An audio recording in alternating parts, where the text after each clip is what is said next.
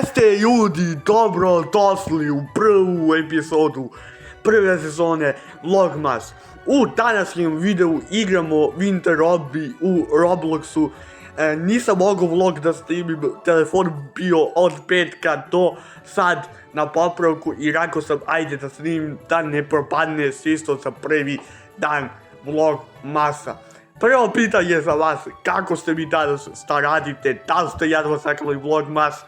I Ognjen me pitao da li su imati live-ove, ima su live-ove sljedeće nedelje kada bude bio prva smena, ja sam ove nedelje druga smena. Mislim mogu ja da radim live sutra, pošto sam sutra praksa prva smena, ali sutra prvo snimam vlog na praksu, to će da bude drugi dan Vlogmasa, tako da se potrudimo maksimalno da isposlujemo Vlogmas 31 dan daily uploada, da vidimo šta možemo da napravimo u decembru, u zadnjem mesecu 2025. godine. Ok, da kažemo daje planove, ima ćemo live-ove, ima ćemo sortove. Sada, ako se pitate kada se da izlazi svaki video Vlogmasa, izlazi se u svakog dana u 9 sati, znači svakog dana u 9 sati uveče. Nemojte da mislite 9 ujutru, nego 9 sati uveče i tad očekujte svaki klip, možete da gledate odmah, nešto da postavljam kao premijeru, tako da odmah svim povodima sam vršio sad edit klipa, odmah u 9 objavljujem.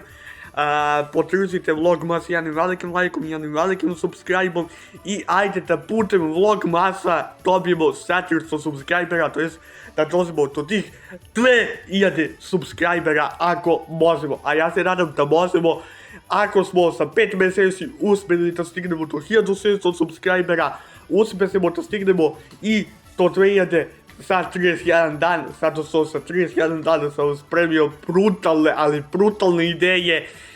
Neki dan se da budu vlogovi, neki dan se da budu igrice kao što je sad prvi dan. Samo da otvorimo prvu sezonu,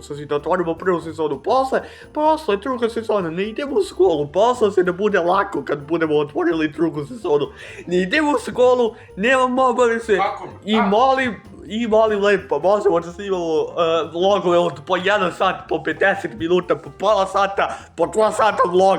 Zamislite to, po 2 sata vlog, pa ko bi živi gledao 2 sata vlog? I koji bi mrtvi gledao 2 sata vlog? I onda tad možemo da snimamo i neke klipove sa Lukizom, neke vlogove sa Lukizom, kao na primjer sa Novu godinu koja je sad 30 dana. Znači za 30 dana. Mogu ja da dodam nešto? To daj. Možda će da bude i nekoliko klipova pre nove godine da testiramo petarde kako puci.